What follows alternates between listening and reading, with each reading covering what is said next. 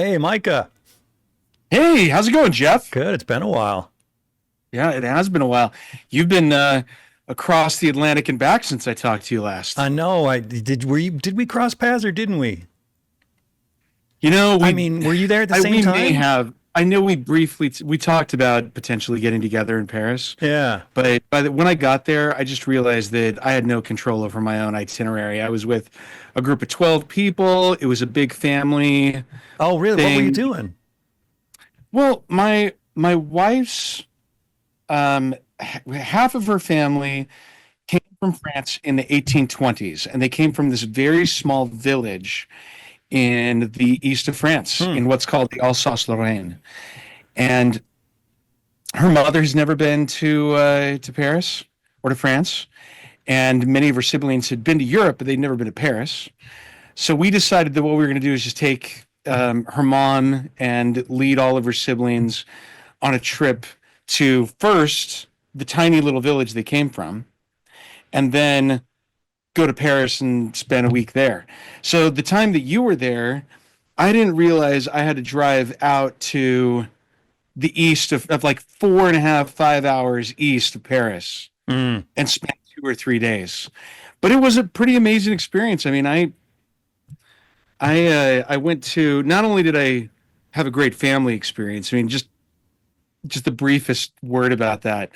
I've been studying French on and off for years, but I've really intensely studied over the past year and a half with a French tutor who I talk to almost every day. And we arrive in this tiny cemetery in a village that has called Agneau, that has fewer than 200 people living in it. And we get into the cemetery where there's this ancestral plot, and somebody comes in while we're there. We're all a bunch of Americans talking English. And this woman comes in and sets a flower right on the grave of Tat's ancestor. No way. And I start up a conversation, or her brother does first, and then I continue. And we end up having a 2 hour conversation in French about their mutual ancestor and learn all this family history that we didn't know anything about. It was amazing. What are the chances? That's Yeah, crazy. it was amazing. It was an amazing experience. Yeah. That is so So cool. you went to France and England, Yeah, I went to what Paris, were, London, and Yorkshire. I mean, I don't want to cover ground that you've covered elsewhere, but I mean, thoughts? Thoughts? It was Big question. interesting. It was I mean, I don't know how transparent I should be. I mean, I'm gonna be completely honest, and I'll probably get some haters, but I've all my life, everyone's like, get to Europe, go to the Louvre, go to all these places, and when I get there, the architecture did not disappoint. But Hmm. when I got into the museums, I was like, yeah, like I've been to the Met's so many times, and I just nothing compares to the Met's collection. The Met is pretty encyclopedic, and it does a really good job of covering the best of most periods of European art. Right. That's the thing. It was like the highlights, you know? Yeah. And so like when I was at the Louvre, it was just a lot of Renaissance stuff, just a lot of Yeah. old stuff. And I was just like, oof, this is a lot of, anyway, it was great though. The experience was awesome, but the architecture was, gosh. And part of it is also that I'm Yeah. just so interested in architecture as well. But man, that building, something else. It's Of the just Louvre. huge. Yes. It's Yeah. just Yeah. huge. The D'Orsay, on the other hand, I love the D'Orsay. That was awesome. The the Musée d'Orsay is maybe, I mean, it's my favorite museum in Paris for sure. Hmm. And I think that it's more digestible.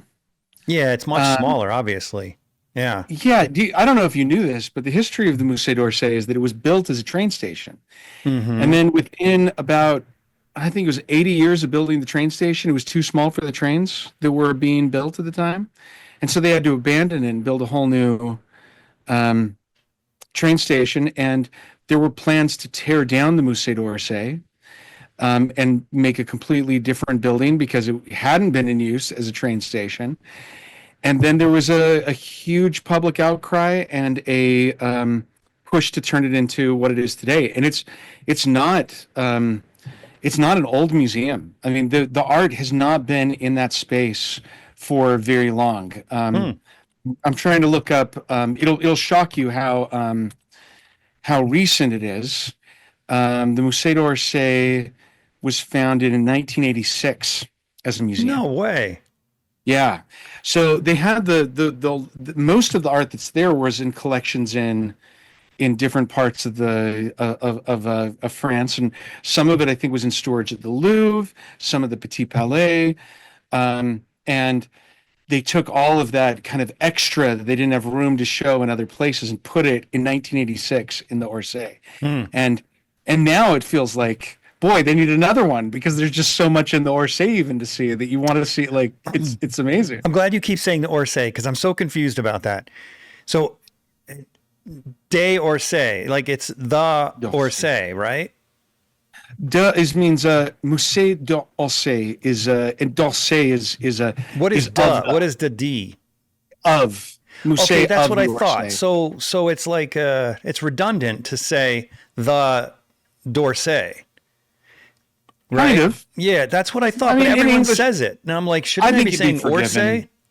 I think you'd be forgiven. Well, everyone says it, and I'm so confused. I was like, I felt like I didn't know what to say. It's just one of those particulars of being able to of a bad transliteration of a language, right? Yeah. Yeah.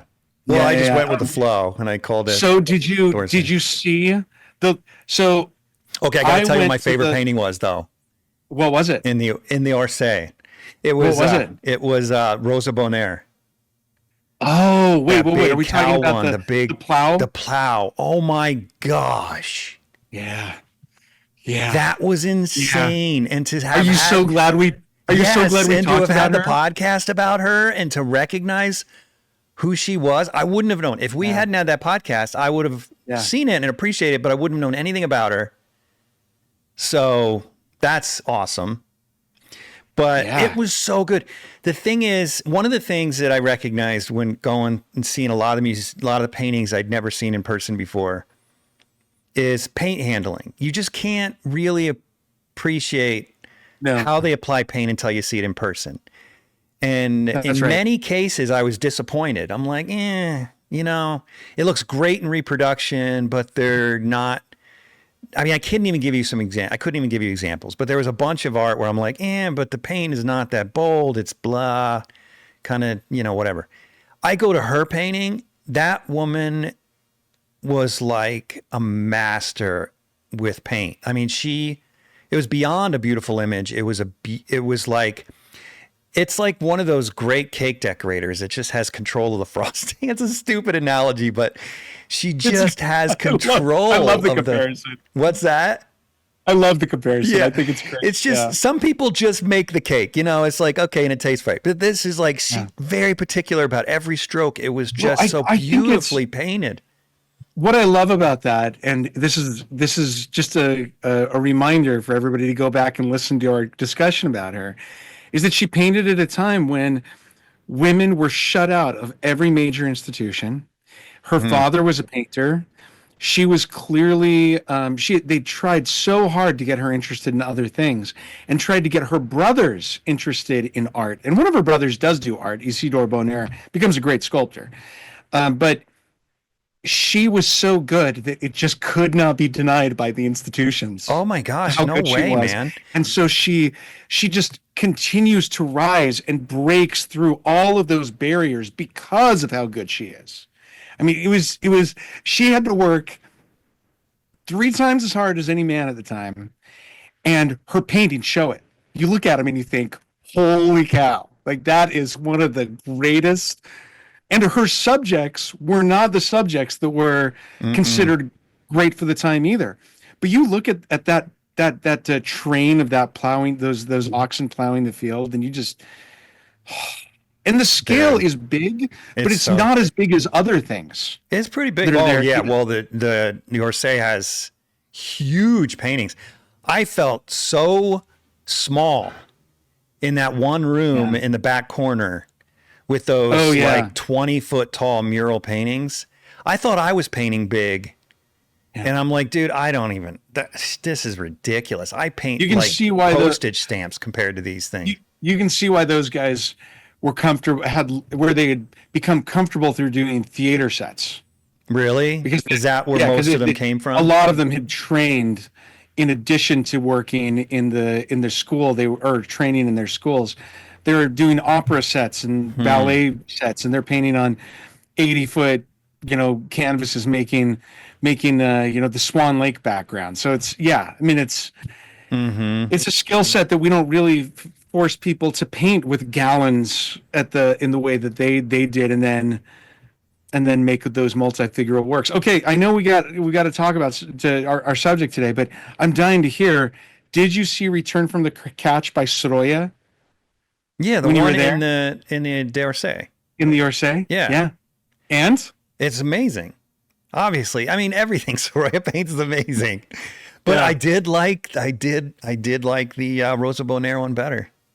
That's all right. But it was amazing. I mean, like, I've seen a lot of his paintings in person though, so it was a little different experience because I know what to expect, right? I know they're masterful. They're not usually in that scale though. That's a good point. Maybe the ones at New York at the Hispanic Society. Yeah. Yes, but that one, it's because it is a train station and they've got those big windows.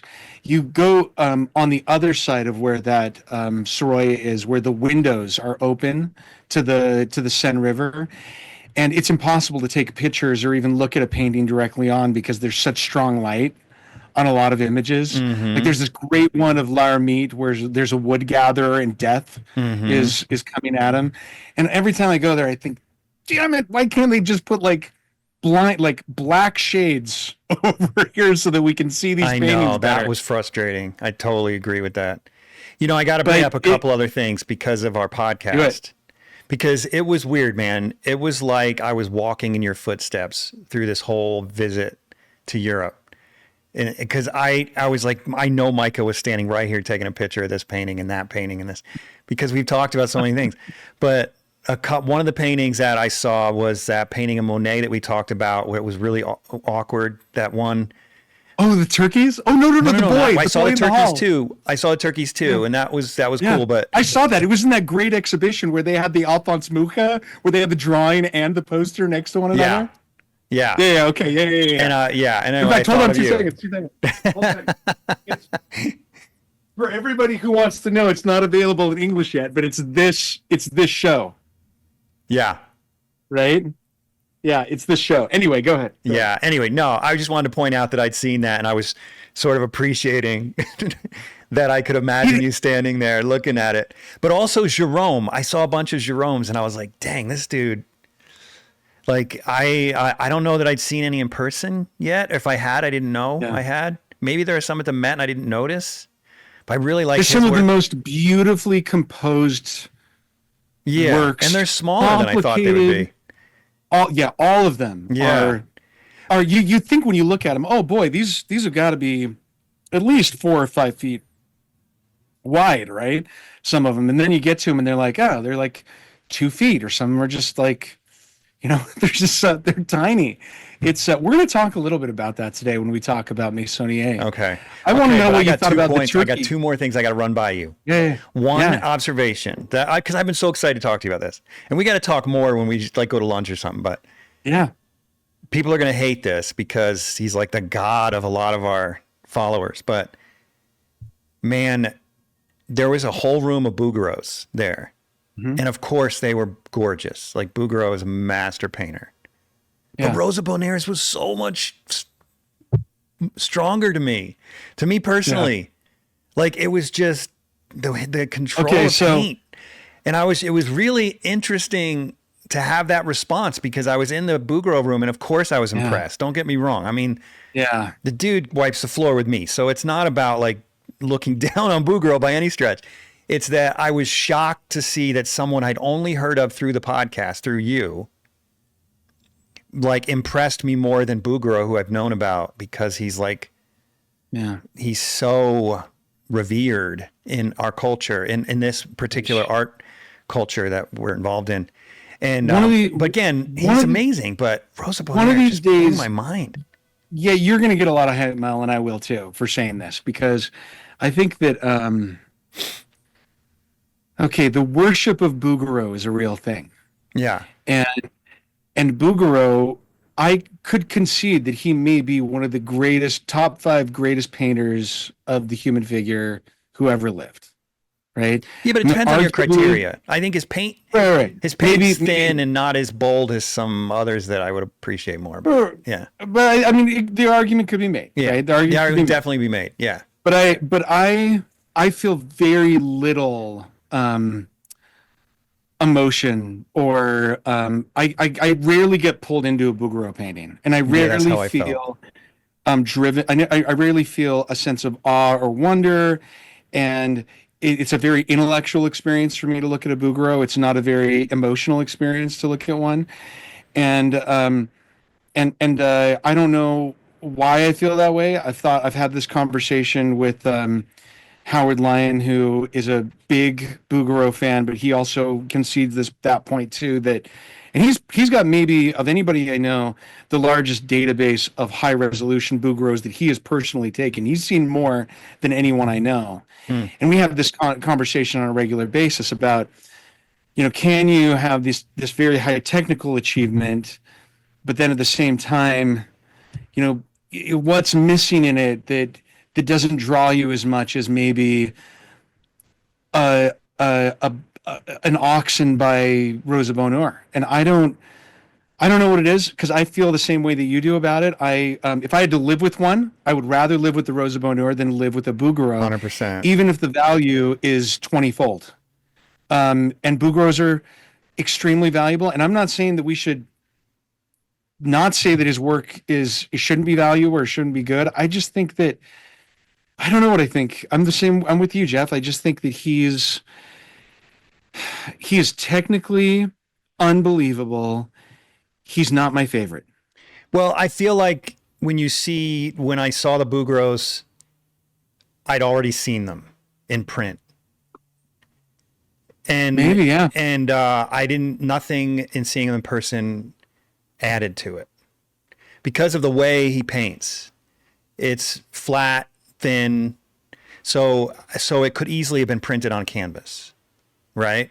So when I saw it in person, it was nothing was added to it. Where I went to a Rosa Bonheur, all of a sudden I'm seeing all this paint and these layers and this transparency and opacity and building up and history, and it's like, what? And you don't see any of that in the reproductions of it, and it's just, there's something about that history in the process that you see in her work that appeals to me. I don't know if that's what's affecting you. I have no idea, but that's just one thing that I noticed. I just have to take a minute to thank each one of my generous patrons for your part in keeping this podcast going. I could not continue to do it without you, so thank you so much. If you're not a patron yet, but you love the show and you listen regularly, please consider becoming a patron. It's really easy to do, and it doesn't have to break the bank. Just head over to theundrapedartist.com and click on the link Be My Patron on Podbean. And then choose a monthly donation amount that fits your budget. It's that simple. I don't know. I mean, the art history goes... The technique of texture and paint is something that there's been a pendulum in the history of art of, do you want to see the painter's hand? Do you want it to look like glass? Right? And that is something that has gone in and out of fashion throughout the history of art. Yeah. If you were to ask Bouguereau what he really cared about, there's this great interview that I came across once that was done in the American Women's Art Journal at the turn of the century, and they showed up when Bouguereau, it was a woman artist who had studied with him, who was interviewing him in his studio as he was doing the third or fourth copy of a Cupid that he had done before in another piece. And it was because it had sold at the salon, and then he had been commissioned by people who had seen it at the award-winning work at the salon. They wanted their own copies of it. Mm-hmm. And she said to him, "Aren't you tired of doing this? Don't you get tired of making copies of your own work?" And he said, "No, actually, it's my favorite part. It's my favorite thing." He said, I love the the last, I think he called it the last 4 inches of the artwork. He said Hmm. it's where you've got to make all of these choices about where the highlights go, about finishing temperatures, about lines, about the very small, he said the countless small decisions that add up to the totality of the work. And so when I look at a Bouguereau, to me, I can see that. I mean, you can see that, maybe he's drawn a highlight across the nose that goes to the chin, that goes to the shoulder or the sternum, that goes to the arm, that goes down the leg to the ankle. And you're like, oh, like, wow, look at how careful he is at thinking through this piece very, very carefully. And so intellectually and or on a technical level of just it's almost like he's a good chess player, right? He's Yeah. very good at making these decisions, I think, at a higher level than a lot of artists do. They just don't add up for me to being the decisions that make something interesting to me as much. I appreciate them, but when I see a Rosa Bonheur painting, like you say, and I see almost like steam coming off of the back of the oxen, and there's the freshly turned ground that's perfectly evoked with the way that the brush stroke is just like wedged Mm-hmm. off the foot of that, and it's, to me, I get a more I have a more visceral emotional reaction to hers than I do to his. I have an almost purely intellectual reaction. And you're right, That's how I felt. it's That's how I felt. it's not that different in some ways. I know this is going to be the thing that I get the most hate for, than a great giclée. Well, I basically just said the same thing. Yeah, because you when you look at a giclée, if they're Yeah. both, they can be very flat. There are a few exceptions in his work, but Yeah, there's yeah, I'm one with you, exception man. that I saw. I haven't seen that much of his work, but when I saw the satyrs and the nymphs, or the satyr and the nymphs, that Mhm. I've never seen anything like it. Have you seen that in person? Oh yeah. There's one that's we're talking about the one that's at the Clark It went to the Met in like Massachusetts, 15 years ago. and I had the oil study for it. Yes, you did. Shader. Yes, I did. Yeah, And it's didn't you not, sell that to so Diane? well, I did. I sold it to a client, and then Yeah. when she was tired of it, I asked her if I could buy it back, and then I had it donated by another client to the Clark Institute, which has the original painting. So now it's hanging next to the original painting. The oil Yeah, is in. that one is out. That's off the charts. I stood in front of that painting for hours and was just. Yeah. So the thing is, and that's the other thing, is you can't judge an artist by one small piece of their work. So I'm really Yeah. just comparing in that museum, right? Because, oh my gosh, I thought about this all the time when I was there. I was trying to be really open-minded as I'm seeing all this work for the first time. That if someone took all of my worst paintings I've done in my career and put them in one room and judged my career on that, I'd be so embarrassed, right? So Yeah. embarrassed, right? Yeah. I mean, I can't even tell you. I would crawl under a rock. So I keep that in mind when I'm in front of an artist's work. Like, you got to be careful. Because I even saw a bunch of Rembrandts there, and I was like, Rembrandt is one of my favorite artists. And I can't remember. I think it was at the National Gallery in London. They had a room to Rembrandts, and it was not his best work. But I knew that because I've seen a lot of Rembrandts. Yeah. So if yeah. I had just been in there and never seen Rembrandt before, I would have been like, Rembrandt's not that good. But he is. He's a master. It's just no Yeah. one's perfect. Everyone has. That's right. No one That's makes right. perfect paintings every time. No one makes great paintings every time.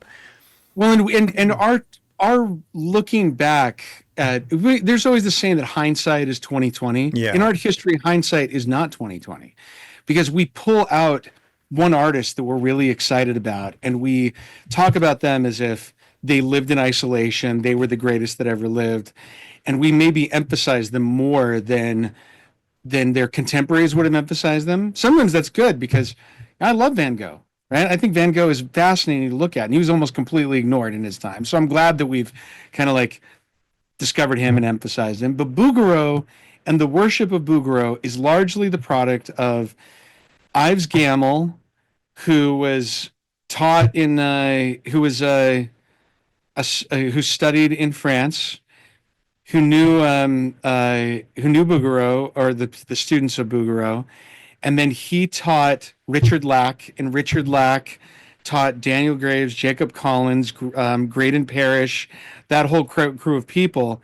And there was the atelier movement of the 20th century and the 21st century has used Bouguereau as a way to say those modernists were wrong. They made it sound like people who were academically trained artists, didn't have real skills. Look at Bouguereau. He was the greatest.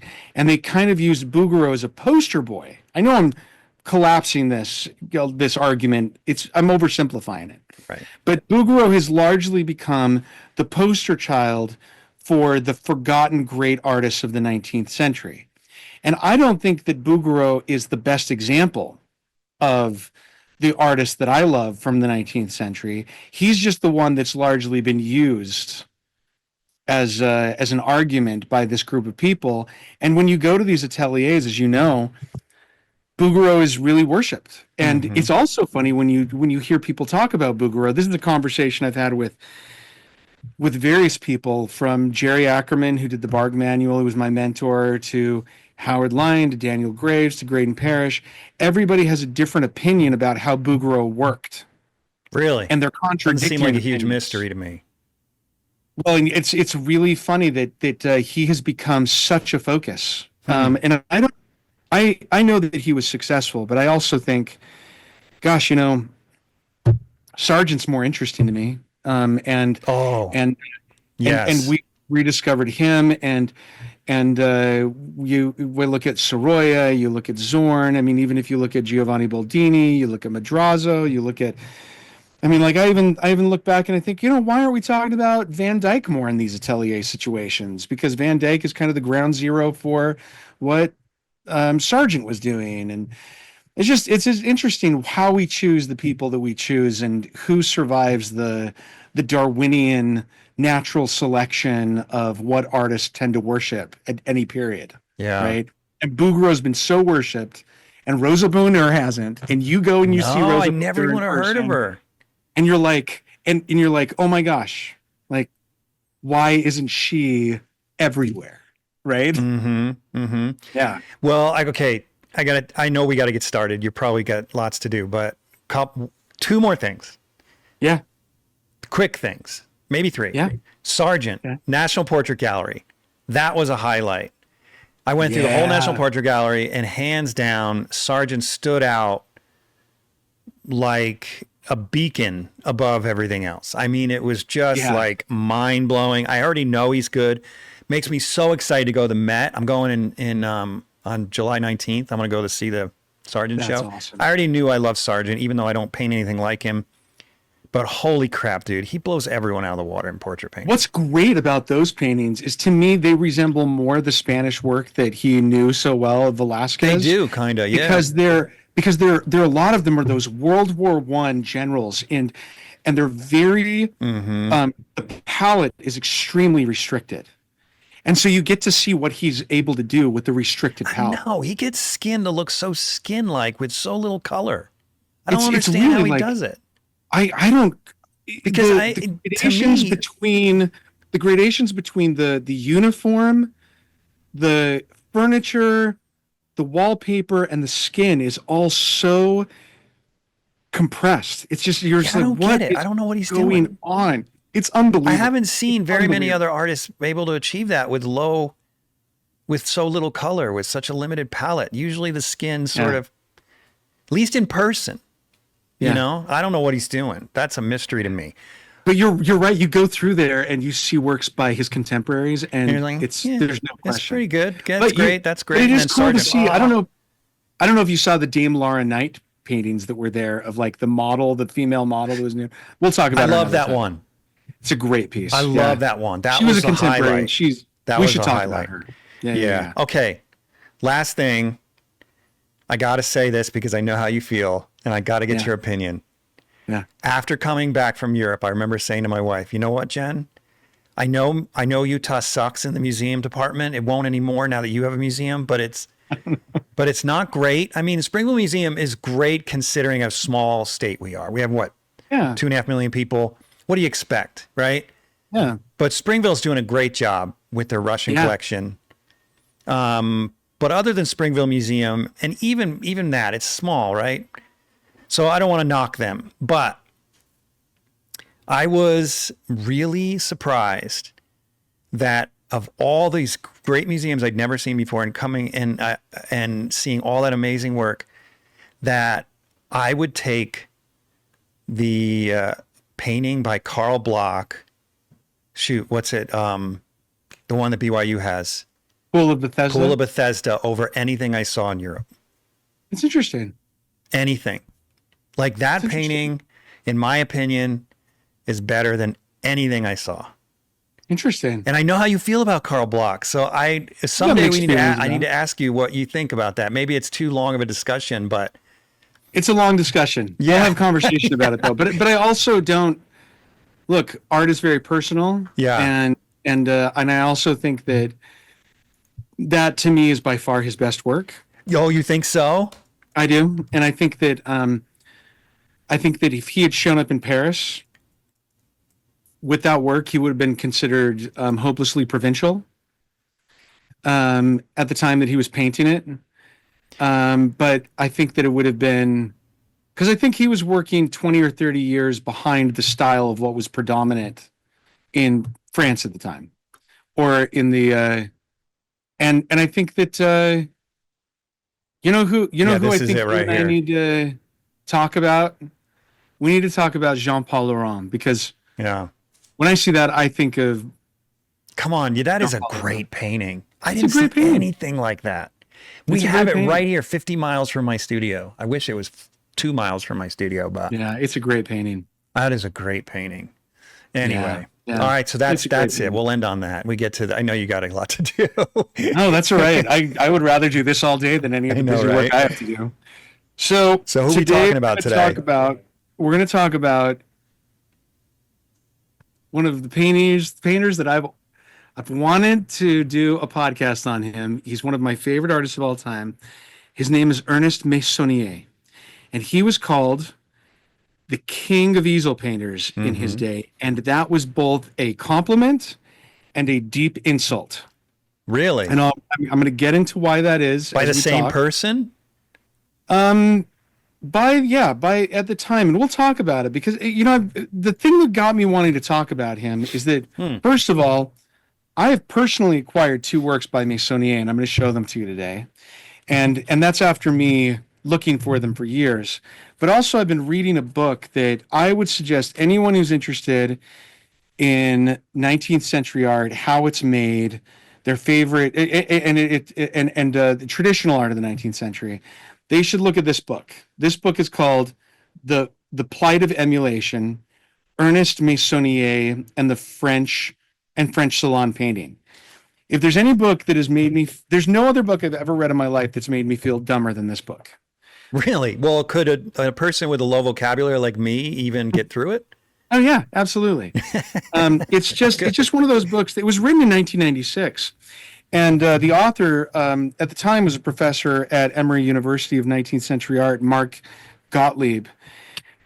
And he does such a remarkable job of conjuring the time and the concerns of the artists who were working in France during the second and third quarter of the 19th century, which is the time when a lot of our favorite artists like De La Roche, Rosa Bonheur, we could say Bouguereau, Jean-Léon Gérôme, Thomas Couture, all of the French Academy is arguably at its height at this point. And he uses Ernest Meissonier as an example of a lot of the problems of what it takes to be a successful artist during this time. And at the time, let's just start with his biography a little bit. Let's bring up that first image I've got of him that's black and white, leaning in a chair, a self-portrait that was done, I believe, in graphite and charcoal and a little bit of pastel. And let's put it side by side with the color version. I don't think that's it. No, there are 2 side by side. It's the same image. One's black and white, and one is a color version of him with the huge beard. There's that one, and then there's, that one right there. Oh, wait, hold on here. One, there we go. So this is a self-portrait that he did. He was maybe even he's become even more famous after his death, not so much for his work, but for how eccentric he looked and how much of like an old master. Yeah, look Um, at that beard. it's a very romantic idea of a painter, right? His He beard was, looks like regular hair. it does, doesn't it? That's wild. He definitely cultivated this look. He was born in Lyon, which is in the central um, east of France, and it's considered by many to be the food capital of the world. If you haven't been to Lyon, Lyon is one of my favorite places on earth. And he, at the age of 3, his father's a successful merchant. They moved to Paris. So he's, for all intents and purposes, he's raised in Paris. But no one in France who's not from Paris loves to say they're from Paris. Paris gets a bad rap in France for a lot of people for Really? being snooty and its own thing. And so he bragged very proudly about being Lyonnais from Lyon the rest of his life.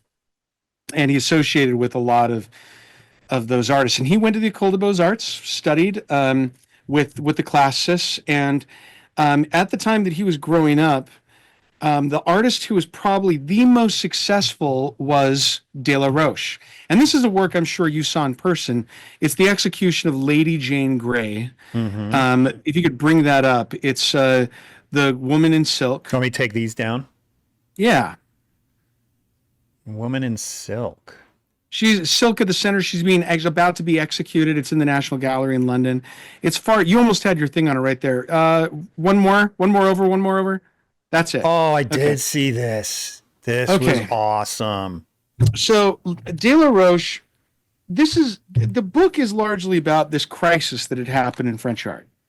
So think of this. And this is something that I think that maybe we face too in a little different way. You do as a painter, at least. And that is that there was this belief that there were they had in the 19th century achieved a very high technical level of art. But they also believed that they hadn't done anything new compared to the old masters. That still Raphael and Michelangelo, what was the phrase that is in this book?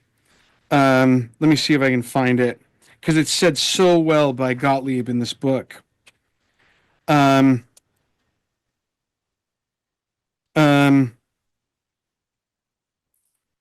Let's see if I can find this, because I'm going to read a little bit from this, because I think it's really instructional of what their mindset was. So this is De La Roche, and really had they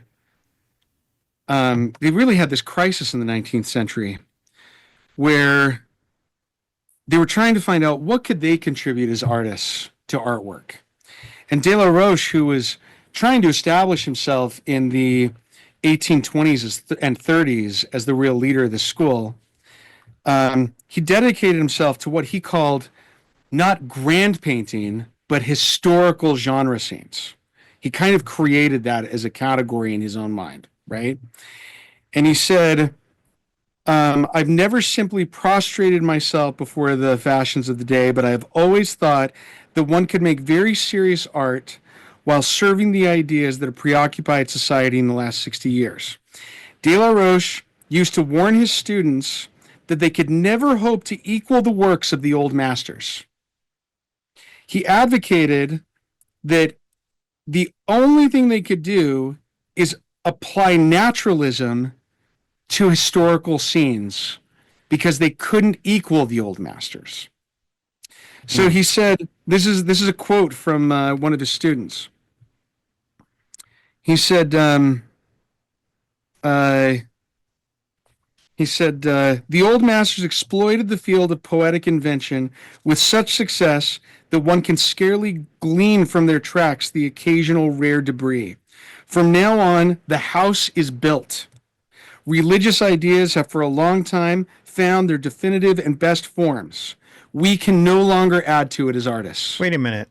So this is a 19th century artist speaking of 16th, old masters, 17th, 15th, 16th century artists? Yeah, and he's basically said, the only thing that we can do now is we can only the only way that we can now contribute to art is by looking at and becoming natural. And naturalism is the way forward. And some use the term realism. And so do they mean in subject matter, naturalism as in genre painting, or making traditional subjects look more naturalistic? Making traditional subjects look more naturalistic. Okay. Man, do I have good news for all of you guys. We are now being sponsored by Winsor Newton. That's right, Winsor Newton. The Winsor Newton. You're probably asking yourselves, how is this good for us? I'll tell you why it's good for you, because you freaking love this podcast. And if it's good for me as the host, it's good for you, because I can keep bringing you more and more episodes with their generous funding. So you're welcome from them and from me. So if you haven't heard of Winsor Newton, you're kind of living under a rock, because they've been around forever. Let me show you something. You see these two old farts right here? They founded Winsor Newton back in 1832. That's like 50 years younger than the United States of America. Now, I realize for all of you Asians and Europeans and Africans and so on, that's nothing to you guys. But to us, that's freaking old. That's a long time, almost 200 years. Now, if a company that sells art supplies has been doing it for almost 200 years, you'd think they know what they're doing, and they do. And I know they do, because my entire studio is full of Winsor Newton art supplies, from ink to papers to charcoal to pencils to mediums, everything. And recently, one of my guests highly recommended their watercolors, and I'm hoping to start watercolors soon. And of course, I'm going to go to them. And you should go to them too, because they're offering a 10% discount code, Undraped Artist Pod. Undraped Artist Pod. You type that in, you'll get 10% off anything you order off their website, windsornewton.com. Send them a message that you love this podcast and that we're worth investing in by using this discount code and ordering with it. Undraped Artist Pod at windsornewton.com. Go buy some art supplies. Discount code only good for 30 days from the time of this ad. And so the reason I'm sharing this as we're talking about Meissonier is that Meissonier was born in 1815. He's born 10 years. He's 10 years old when De La Roche is really getting to be successful. Mm-hmm. And De La Roche is the one that everybody's chasing. He's kind of established the mood, which is you're going to do an historical scene, and rather than make the figures look rigid and symbolic, you're going to make them look extremely naturalistic. And that's what this is in many ways. We call it romanticism, but in their day, they called it naturalism. And so you're looking at this scene that you feel like is actually a moment of theater that you could step into. It's, and this is what the 19th century, this is, everything changes with De La Roche. You have these artists who have been studying classical technique, the old masters. They're basically being told that this is the way forward, but almost none of them are getting commercial success. De La Roche comes along. He starts doing these kinds of theatrical, naturalistic, observable figures, but they're also historical figures. They're sometimes 200 or 300 years removed, but he's making them look like they could walk out of the painting. Mm-hmm. And he has tremendous commercial success. And all the artists after that say, that's what we're going to do. And that's when Meissonier, he comes out of school, and the people who are having the most success are the ones who are able to do what's called just generally genre painting. And that is very high level of skill, very naturalistic, but it's often criticized for not being serious in its subject matter. So I'll give you a perfect example. Go to the scene of the painter leaning on his stool, painting a scene. This is a Meissonier at, arguably, his best. Okay. Leaning on his stool. Yeah, you're right. You're almost there. Keep going. I think that's it. That almost feels like if you transported Norman Rockwell back 100 years. That's a good comparison. I think it's a really good comparison. So it's interesting because the skill set, zoom in on this guy. I got a good It's enough almost image. like a It's hard to get. caricature. I mean, here he is painting a painter that would have been living 100 years earlier than him. I think this is kind of his own interpretation of what Boucher of Fragonard would be doing. The level of observation and naturalism in this is off the charts. And just look at just how the print on the desk behind him on top of that green tablecloth is just how it picks up highlights. Yeah. And But it's still and loose, which is nice. it's very loose, and it's not big. I mean, we're talking less than 12 inches. Oh, so it's not that loose. I mean, it looks loose because it's so small. That's actually I pretty mean, tight. you'll get to see as we look more and more at this, right? You know what's At interesting his about this work. conceptually? What's that? I could be wrong, but no one gets up close to a painting like that at this level of finish. Yeah. So I think he's sort of Yeah. added narrative where just for the sake of narrative, not necessarily conceptually naturalistic. By the way, look at how good that ear is. Look Yeah, at so the good. that like vermilion that's in the middle of the of that ear, of the light coming through the top of the ear. I mean, look at that. Yeah. Isn't that just incredible? Some beautiful strokes through here. So he gets, and let's go to one of the things that he's looking at, Meissonier, and he talks a lot about it, are people like the Dutch. He's looking at Rembrandt, he's looking at Frans Hals. Bring up the Laughing Cavalier that I've got there, that's by Frans Hals, that was done in the 17th century, so 1600s. So that's a painting that's Just the you know one? several. Yeah, one's Frans Hals, so one of Rembrandt's contemporaries. And if you zero in on the lace and on the face of the figure, you can see that there's a kind of looseness. This piece is in London, and it was done. And this is a perfect example of what Delariche was saying. We can't equal these old masters anymore. We can't do anything they didn't do. Right? These guys were absolutely amazing with what they were doing. One of these days, Jeff, you and I will talk about Frans Hals, but then go to the man. Put this right next to the man with a lute. Okay, who's but I gotta playing, bring something up. Remember last podcast, not to go off on a tangent, Yeah. but I had said, and a lot of people agreed with me actually. I thought I'd get more hate for it, but that the reason Rembrandt's paintings look the way they do is partly due to the struggle, that he wasn't a great draftsman. So he would build layer after layer, and in that process, he discovered the power of layering paint. Oh, interesting. Well, I've Yeah. often Yeah, I noticed remember that. I've often compared him to Frans Hals because Frans Hals was a master draftsman. Like Yes. this is all like done in probably hours, this head. Probably. And you can yeah. tell because it's all one layer. It's very fresh. It's not worked hardly at all. You can't even Hardly, see, barely move. you can't see wet on dry, hardly at all, if at all. I mean, this dude was like spot on Yeah. in his drawing skills, but it doesn't, I think in a way that ended up making Rembrandt the better painter, weirdly enough. Anyway, It's tangent. interesting. That's really interesting. Yeah. So put this side by side with the guy playing the lute, Okay.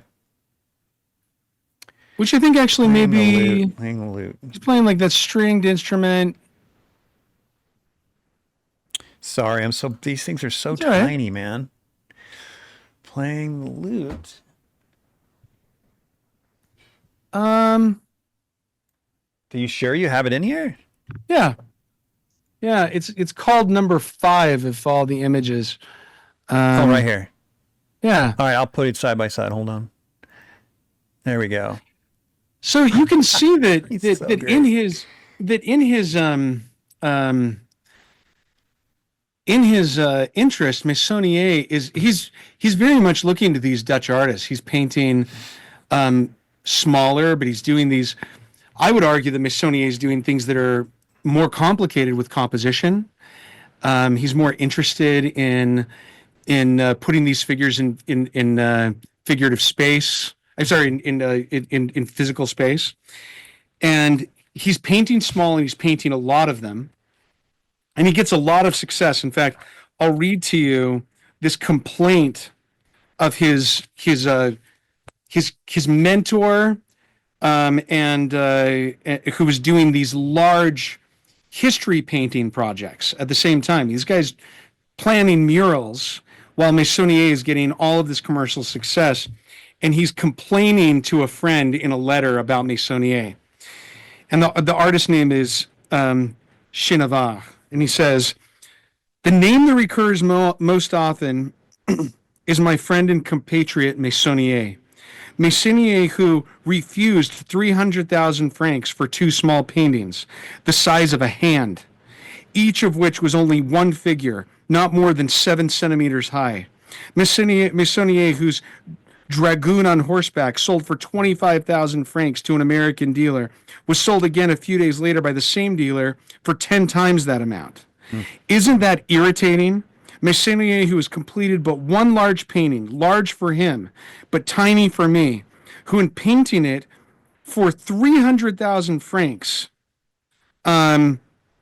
he said, and me, whose painting has never earned him a single cent, carefully inscribes it longhand, unbelievable figures, and loves with all my heart Meissonier's work, but hates him for making money and being so successful at it." Wow. It's this problem in France, because by the time Meissonier is doing this work, the French government has gone solidly into rebuilding France and Paris under Napoleon III.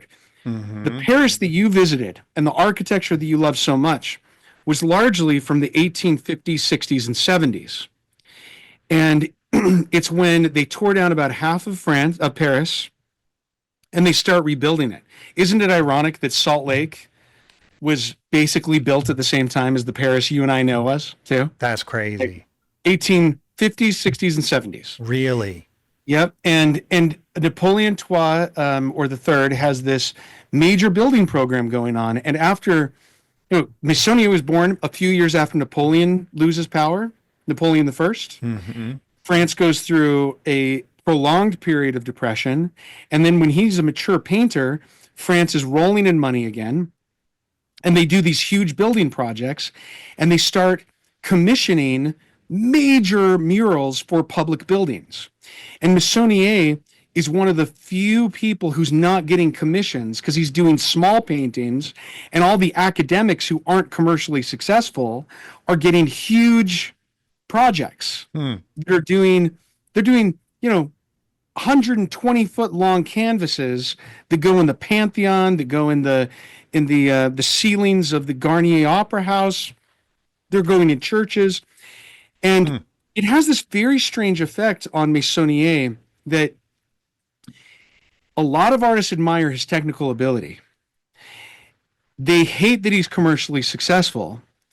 And there becomes this critical environment where you're not considered a real artist unless you've done a mural. Artists are so petty. They are, aren't they? They really can be. They can be. Not all artists are that way. So he starts feeling tremendously insecure that he's never had a major commission to do a major work, and he gets. So wait. So they're insecure, so they trash on him because he's commercially successful, and then he's insecure because he's not getting the work that they're getting, that they're resentful about having to do because he's successful. That's hilarious. It's really, it's really this cycle. I'm going to see if I can find another quote here. He should be thrilled that he doesn't need the commissions. Listen to this. So this is Gottlieb writing. Yeah. The author of this book. I would propose that under certain conditions and in response to specific pressures, it could be imagined as such.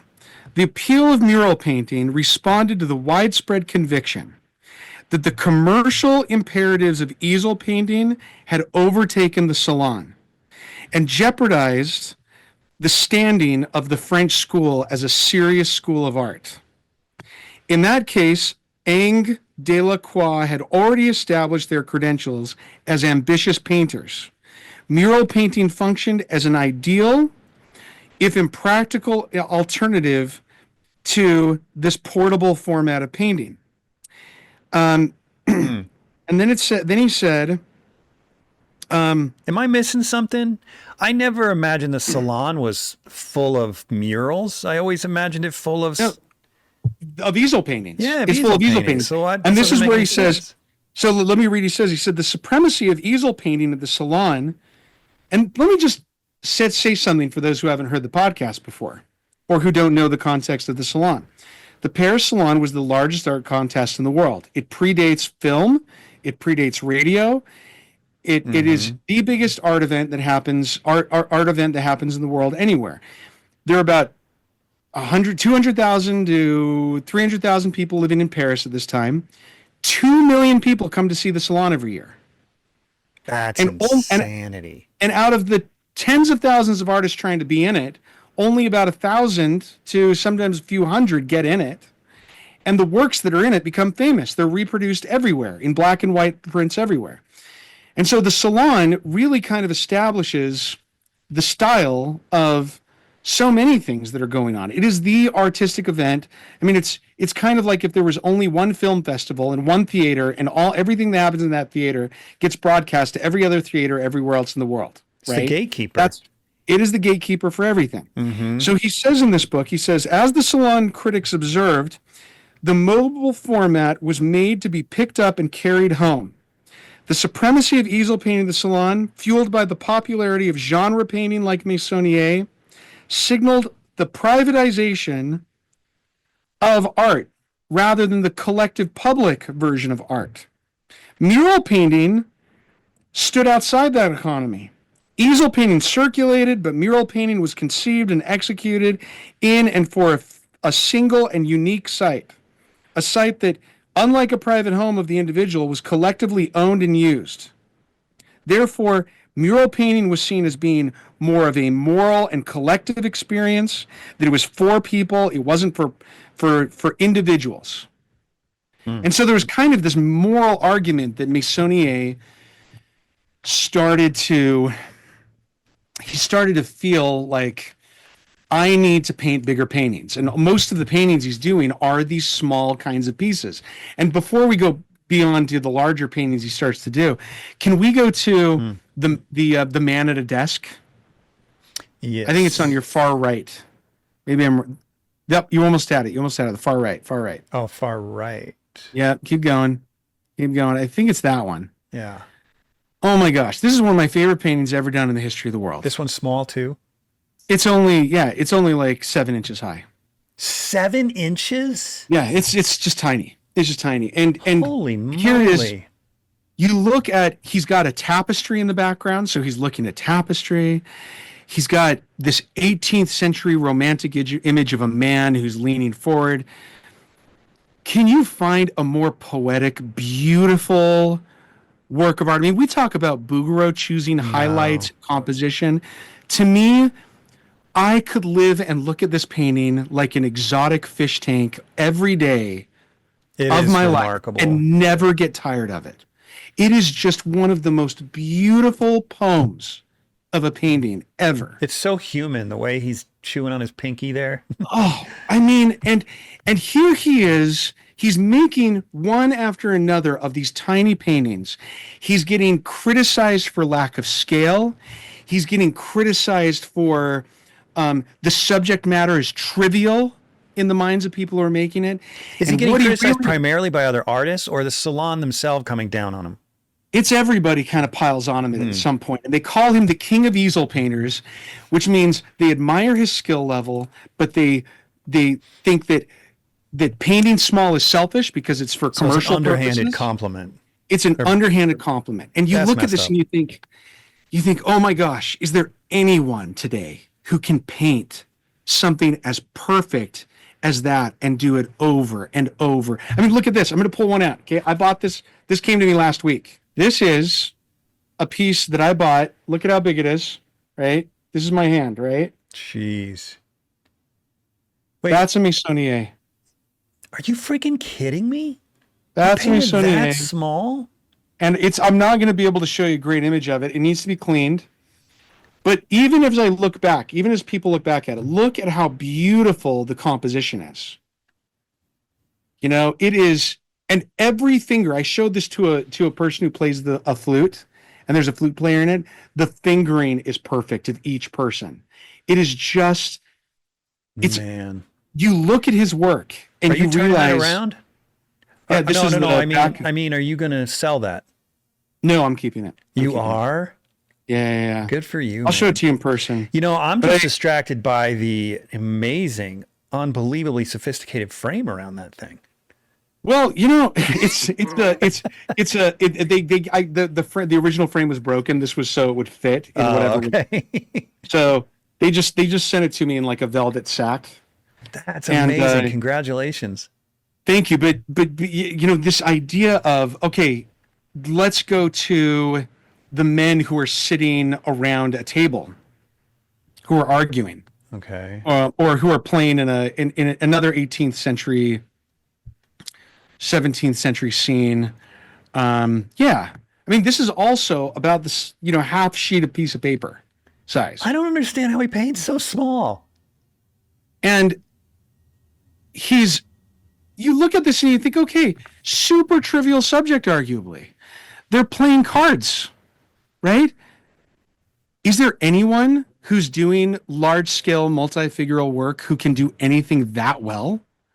I mean, my gosh. This is harder, I would argue, because these little heads and figures they're really hard to do well. It is, and some of it is painted exceptionally thinly. Some of it he's gone back over and painted very thickly, that you know, the highlights that stick out. I mean, if you were just look at how the different temperatures of red, how he's handled the feet at the bottom. Look at how the shadows are cast and the temperatures of the shadows. Holy cow! You know what I mean? It's unbelievable. Was this costume? Was this? Oops! What did I do? Was this costume typical of the time, or is he doing something more nostalgic? He's looking back at like the 17th and 17th century France, yeah. So these are kind of seen as, you know, and he's selling these by the dozen, and he's painting them. Each one of them's inventive. Each one of them's amazing. Each one of them's small. And this is what his teacher is complaining about. Do you know what he would make on one of these things in today's dollars? Oh, yeah. He's the highest paid painter in the 19th century. Okay, so give me an idea. What's he making? So he's probably, on one of these paintings, he's probably making the equivalent of $100,000. And they're small. Yeah. On a 10 or 12-inch painting. Yeah. Wow. Yeah. And you can see why jealousy would be, you know, a real thing. I mean, it's not justified, but I can imagine. What he decides to do is he decides to create, he can't get a commission. All these buildings are going up, and he's the most commercially successful artist in the salon. And no one in official France world, official art world, is willing to give him a commission to do a mural so that he can shake the criticism. It's almost like they're keeping him down by saying, you're not a good mural painter. You're not a mural painter, so you're not serious. You're only a commercial artist of genre scenes. These are some jealous painters. And then they say to him, if only you painted a mural, then you'd be considered a serious artist like us. And then he applies to do murals, and they say, sorry, you can't do a mural because you have no history of doing a mural. They don't want to see what he can do. So they keep holding him back, right? They keep holding him back. So sad. What he decides to do is he decides to do a series of major military images that celebrate the victories of Napoleon. So let's go to Friedland. It's the green military scene. This is the largest painting he ever does, and it's in the how big is it? It's in the Met. It's in the Met, in the permanent collection? It's in the Metropolitan Museum of Art. Oh, I can't wait to see it. And it's the most that's ever paid for an artwork in the history of the 19th century during the time. And it takes him 10 years to paint. And the size of it is 95 inches. So it's 8 feet. I mean, it is one of the things that he does. There's this great bird telling of the story of painting of this. he does over 100 oil studies as he's preparing this over 10 years. And in fact, go to the trumpet guy. Do you see the guy who's got the trumpet up in the air that's on the far right of the painting? Dude. Far right. Dude, far right. Yeah, See that guy holding up the trumpet? Now put it up side by side with the study of the guy holding the trumpet, which is yeah, that's gonna be his tough. But light oil study yeah, that he does. And zoom in on that because I got a high resolution version of this. I have to shut off the other one. Hold on. That's all right. Dude. So this is just, you know, a few inches tall, and this is his study of him doing the trumpet. So just to give you an idea of what he went through, Meissonier is so wealthy at this point, and he has a chateau outside of Paris, that in order to do Friedland, the painting that we were just looking at, he wants to get horse movements down perfectly. So he builds a small railway in his backyard that's just a circle. And Is this the guy that did that? The guy he has a steam engine, and then he outfits this kind of you would love him because he builds it himself, this platform that he can paint on that is on a combination of springs and ball bearings that keeps it from moving very much, and he has horse after horse running by him so that he can capture the movement of the horse. And this is at a time when Maya Bridge, who does all those photographs of horses that are, you know, still after still of horses running. Oh, okay. I thought you were going to say he did that. Okay. No, he did. He does it like 10 years before Maya Bridge does those photos. But he kind of, for Friedland, he you know, he's painting on a moving train next to horses, trying to capture them in the air moving. And he also buys a farmer's field or pays the farmer and hires a group of people to run hundreds of horses through the field so that he can see what the grass looks like as if an army were to go through it. Dude, I love this guy. Then he does the same thing in winter for the other paintings that are in the scene to show what a winter field of mud looks like after horses gone through. I mean, the detail, and he meticulously shows these, that he's doing them, and he paints every figure in order to demonstrate that he's serious. Mm-hmm. And I mean, the criticism he gets is that, you know, it's too much detail, or it's not enough detail, or it looks like a small painting of his that's been blown up to a larger size, and so it's therefore still a genre piece. It's not grand painting. And he just can't catch a break, right? I mean, let's go to this painting. Let's just go to the painting by itself without the study. Okay. Well, you know what? Let's talk about the study for a second. Okay. I want to hear your observations of the study as you look at, that's a piece of wood that he's painted on, right? Oh yeah, look at that, the grain. So that's wood, and that's the grain of the wood. It's mahogany. He's painting on mahogany. No primer or anything. No primer, and you know, look at, and he said, I'll give you a quote from Meissonier. Near the end of his life, he says this to a friend. He said, "It would be my ideal to make nothing but sketches, to take notes here and there and dash them on canvas without ever doing a final work." Because I understand that sentiment 100%. Because the final work is so daunting and the sketches are so fun.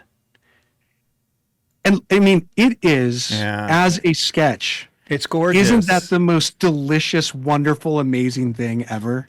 Yeah, I mean, the finished painting is nice. This is incredible. This is more beautifully refined. No question about it. No question. But there's a freshness to that sketch that's just incredible. I know. What I want to know is how he pulled out all that information in the finished piece from that sketch. Is it just me, or the rest of you guys also get weirdly excited when you order new paint? Because I don't know about you, but when I get paint in the mail, it feels like Santa just dropped my Christmas presents off at my doorstep. With Vasari paint, my paint of choice and the podcast sponsor, it's even more exciting. And let me show you why. Because when Vasari shows up, it comes in this incredible box where each tube lays in this little compartment perfectly formed around the tube in this nice soft foam. And it's surrounded by velvet. red velvet. And you got to ask yourself, if a paint comes so carefully protected and surrounded by red velvet, you got to wonder if this paint is worthy of royalty. It is. Vasari is. So if you haven't tried Vasari, you're seriously missing out. And the thing about Vasari, it's not only the best paint out there, it's also made by an incredible company that's been around for 30 years and knows its customer by name. Do yourself a favor, go to vasaricolors.com and order yourself some for your next painting. You know what he said? He claimed multiple times that after he did a sketch, he never looked back at them to inform him on the final painting, which is very hard to believe. Did he use photography? No, he didn't use photography because it wasn't, he used very little photography if he did have any. He just didn't live at a time where there was a lot. They don't make artists like that Like, so listen to this. This is him talking about the making of this painting. This is the Gottlieb saying. Although he executed major compositional sketch for this work, Meissonier claimed that he never used or even looked at it after it was complete. He's lying. And as a rule, compositional sketches are rare in his output. He's lying. You know why he's lying? Artists This is him. This is him. Okay. This is wait until you read. He says the sketch I made for my great painting was of no use for me. I never even looked at it again. Perhaps I'm the only artist who works in this way. I don't believe it. I don't believe it. Yeah. I don't believe this. They said I mean, I could be wrong. Obviously, I could be wrong, but artists like to build up this sort of, I don't know, like this mythos around them, right? Yes, it's funny. I mean, there are lots of teachers I've known and heard about over the years that have one studio practice and never let their students see it, and then they try and come off differently or exhibit a different practice in front of their students, but they hide their actual practice. Yeah. But here's why I don't believe him, because it's an exact duplicate. Like you don't remember this stuff. Look at this. Can't. Look at this shoulder. Look at that wrinkle right in the pit of the arm. Yep. Okay. Yep. Watch this. Whoops. Oh, what have I done here? So much for the climax. Look at that. Exactly the same shape. Exactly the same shape. You're right. You don't remember that detail. No, you don't. And you know who's listening to this podcast? Who I know would have a lot to say about Meissonier? Who? Is James Gurney. Really? Because I look at what James Gurney does and the level of real compositional multifigural intelligence, which there are very few people who do today. I mean, look at how many. There are probably at least 50 to 60 faces in that painting, not to mention the horses and the monotony. You've seen lots of war scenes or, military scenes. Let's go back to the bigger one. They're so monotonous. Every arm at the same right angle or same 45 degree angle. Every horse, everything is a straight line. You know how hard it is to do? I'm saving this one because this is, I got to be honest with you, man. It's kind of a pet peeve of mine. I mean, how artists, how hard is it to do 50 horses and make them all look different, but not be distracting? Dude, this dude is a genius. It's remarkable. And that's what kills me about this. He doesn't have to pretend that he's something he's not. He's already amazing. He is unbelievable. He's unbelievable. So what if he works for the sketches? You asked me whether or not he's looked at photographs. I couldn't find any evidence. The fact that he doesn't use photography and gets this kind of naturalism is it's mind blowing. Well, he grew up in a generation that, 1838 is when photography becomes a thing. The daguerreotype comes out in 1838, but it's really not refined in its usage for another 10 or 15 years. By then he's already got a mature career, and it's definitely not being used to capture action. Because it can't capture people moving at that point. So he's very well versed in working from life. I want to show you a work that was done later in his career that to me is evidence that he's using photographic perspective in my mind, and it doesn't bother me. So look at there's an image of a landscape that's green. What do you mean by photographic perspective? I'll show you. Okay. Perspective isn't the right one. Find this green landscape that's it. Okay. Now zero in on the trees that are vertical on the far right. and then look at the pieces behind him. Look at how quickly the perspective drops off from those in the foreground and those in the background. From the trees?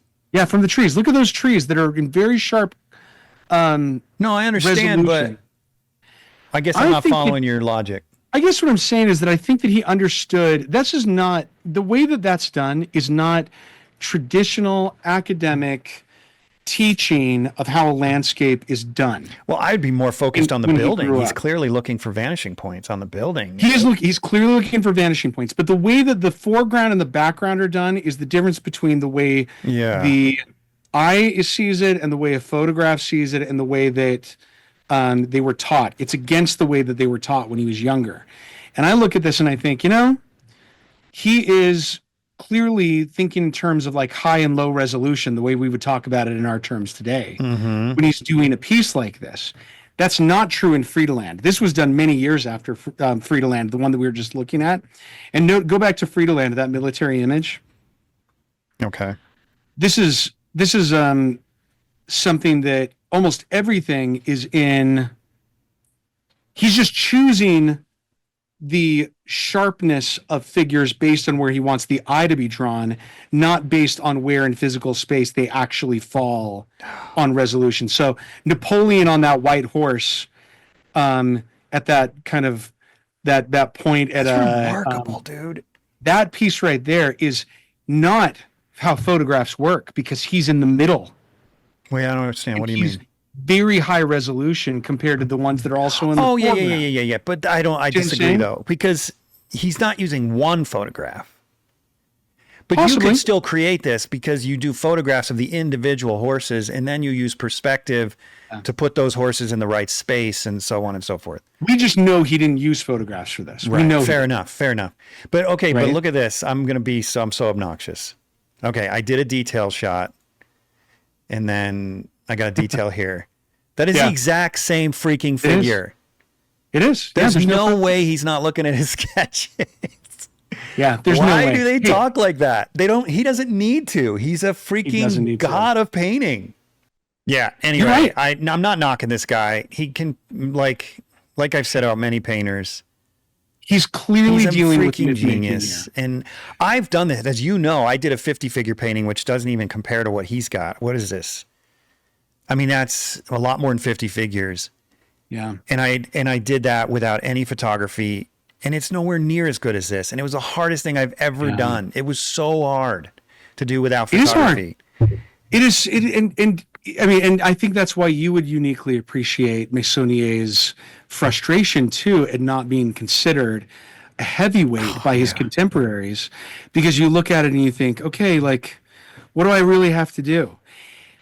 About this time, so when he's in the middle of working on Friedland, which takes him 10 years to do, France goes through a major crisis. They have they start an unnecessary war with Germany, Prussia, then. And it leads to France losing. The Prussian army makes it. So think about this. Napoleon III, who's the nephew of Napoleon I, he wants to prove that he's just as great of a general as Napoleon was, who's one of the greatest generals of all time, right? And he takes his army and tries to conquer parts of Germany, and Germany crushes them. And Germany takes the war all the way back to France and puts Paris, the capital of France, under siege. And thousands, tens of thousands of French people die. They eat all the animals in the zoo. They're barely scraping by. And Meissonier is living in Paris at the time, and go to the scene of the dead bodies in the rubble. Meissonier starts to document the deaths of these artists. Not that one. That one's one. Remember where that is? Yeah. Oh god, that's horrible. So zoom in on this. This is a barricade of people have built up, and it's just a light oil sketch that he does of the barricades put up against the not just the Prussians. That evokes some serious emotion. Oh, it's just heartbreaking. Then there's another one of a building that's next to it, to the left of that painting, of the Tuileries and the view of the top of the Arc de Triomphe, which is a really serious statement, right? Because you've got the rubble of a palace looking at the triumphal arch that Napoleon had built, Yeah. and everything's in rubble. It's basically him making a commentary on on the humiliation of France and the unnecessary war that they just went through, right? So he decides that he's going to make at this point a monumental work, which he never completes, which is called the Siege of France, and it's a woman who is the personification of France, holding a flag at the center. We'll come back to that. So look for a multi-figural work of a woman. There we go. That's him. No, hold that one up. Hold that one up. That's Delacroix. Oh, I was going to say that there. doesn't look like him at all. Okay. That's Delacroix. That was done earlier. Do you want me to keep that one up? Is that what you're saying? Keep it up. Yeah, keep it up. And this looks like a flag to me. That's it. Yeah. That's it. I think that's it. Click on it. Okay. So he does the painting on the right. Okay. And he's clearly looking at Delacroix, who's one of his best friends.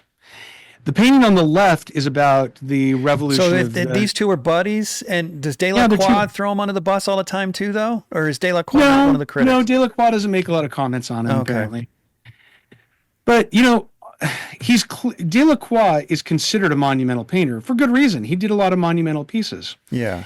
And the one on the left, Freedom Leading the People, is one of the most famous paintings in the world, right? Mm-hmm. And Meissonier wants to do his kind of own version of it, and he's in the middle of doing the Friedland painting that we just looked at of the military scene. And he abandons Friedland for a short time to work on this piece, which he wants to work into a major monument, but he doesn't end up doing it. Never ends up making this. This is as far as he goes. This is kind of like the study. And from what I understand, it's like 27 inches by 27 inches.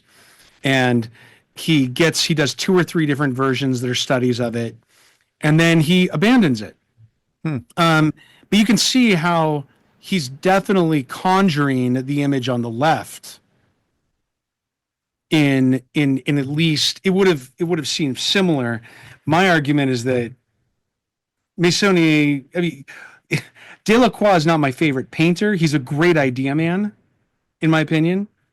And people are going to give me hate mail for this. I don't think he was the greatest technician. Meissonier was, in my opinion, the greatest technician. I think Meissonier has him in every category. And I think you look at this piece and you think, okay, what would have happened if Meissonier had done this monumental piece 10 feet high, 10 feet wide, like he wanted to do it in the end? Then maybe we wouldn't remember him as the king of easel painters, right? Because this is one of those pieces that you look at and you think, holy crap. Oh, I wonder if Delacroix's painting would have gone down in history.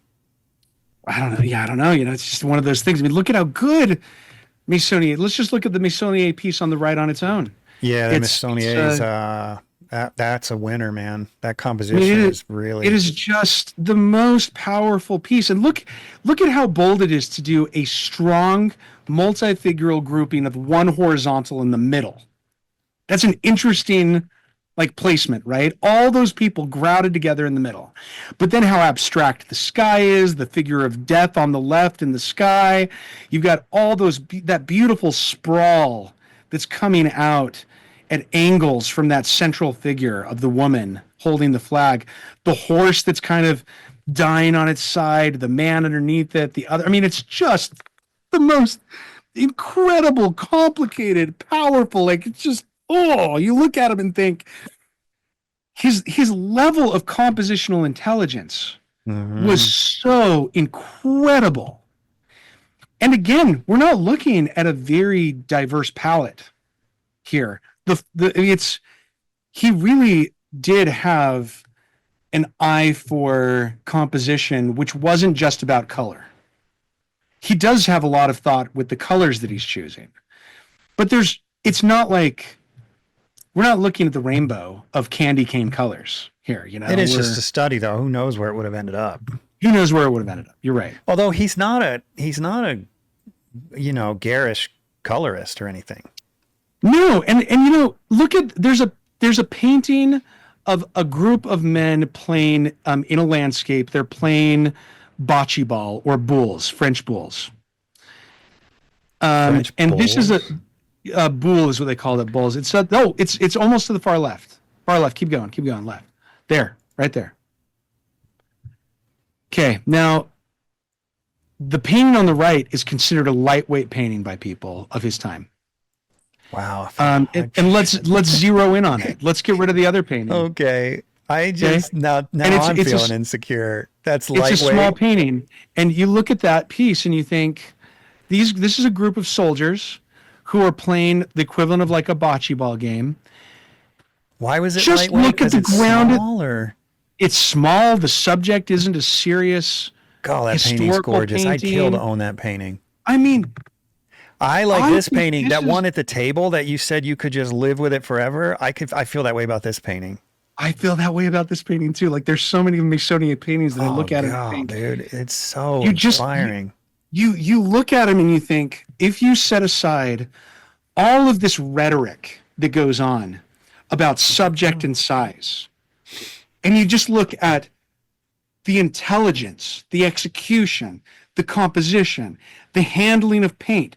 I mean, look at that green jacket that's on the left by the wall. And then all those other clothes that are next to it that just kind of blend into the ground, but everything's distinct. How abstracted and brilliant those choices are. Holy crap, this guy could paint at a level that is mind-boggling, but he's dismissed as a lightweight when he's called the king of easel painters. He's like, because every little corner is a beautiful abstract design. That's what's so great about it. There's this abstract painting. While he's alive, there are all these compilation books of the greatest artists of our day, written in France and written everywhere. Almost the moment he dies in 1895, the next editions of those books he's eliminated because he's considered a lightweight. Oh, is he dead yet? Yeah, when he's after he dies, they just start erasing him, and it's not modernists who are erasing him.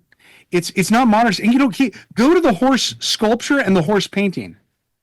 Put them side by side because he also sculpts. That's his sculpture. Oh man. And he starts doing this at the end of his life, and Which horse painting? There's a painting of that same figure that's in a landscape. And it's just a single figure that's kind of riding in a landscape. I think it may be the image right next. Oh, it's that one right this there. I think. Yeah, I think so. Yeah. Let me pull the horse back up. Yeah. So I mean, he's also kind of like. This brings up a point, because I've been wondering how he does those horses to look so real. Do you think he sculpted them? Oh, I'm sure he's doing maquettes of them. I'm sure he is. Because they're so convincing, and this kind of answers my question. Because he clearly did, and I don't know if he used the maquette for this painting, but I bet he did. I bet he did too. And he's such a he plays so well at so many levels, right? He's just, to me, the sculpture is more interesting than the painting. This isn't my favorite of the paintings. And he does a lot of different versions of this painting. He's got another one where the figure's at a different angle, and he's got more horses in it. But it's also not a bad landscape when you look at the ground, when you look at the composition and the sky. Those are beautiful clouds and value shifts that are going on in that sky. It's absolutely, beautiful, the kinds of work that he's able to do in sculpture and in painting. Oh, I'm so glad you include that sculpture, because this whole time I've been wondering how he pulled these horses off. That has to be how. I think it explains why it took 10 years. He's got to be. I don't know how much of his studio survives, but like I said, he becomes one of the most successful artists of his time, and the most forgotten artist right after he dies. Because he dies in 1895. That's absolutely when you've got Sorolla, Sargent, Zorn, you've got Monet, L'Armide, all of these artists who are doing large-scale portraiture and larger and really bigger scale works than he's doing. And And he's also seen as being someone, because he's picked as his subjects historical romantic scenes of people in bars, people in old-fashioned clothing. I mean, look at the one of the man leaning over the rail. All right, let me close some of these up here. Man leaning over the rail. It's in the middle. It's almost dead cent next to his self-portrait. It's up to the right of his self-portrait. Keep going right there. Yeah. How do you see that on your computer screen? Oh, man. That's pretty good. I mean, okay. Totally dismissed for the triviality of the subject. Holy crap, Jeff. It's remarkable. This is not even 10 inches high, this piece. And you just look at it's absolute poetry. And the choice of even the shading on his face and the highlights in his mustache and the drapery and the hands and the brick temperatures and all those abstracted choices of the brick and how his clothing is the colors of his clothing versus the colors of the brick and the feather and man. I mean, now go to the one of there's a man who's mostly in shadow and there's highlights. He's leaning against a wall. I think it's to the far. It's got to be the other side. Go all the way to the. Keep going, keep going. Oh no, it's in the middle. It's almost in the middle now. Keep going to the right. Now it's definitely like right in the middle. Right in the center. There. Oh, interesting. I mean, this There's is not a test of your skills right there. I mean, look at how he is looking at Vermeer. No question. You think? Right? I think he's looking at the kinds of challenges Vermeer was looking at of light, of shadow, of these still moments, and how do you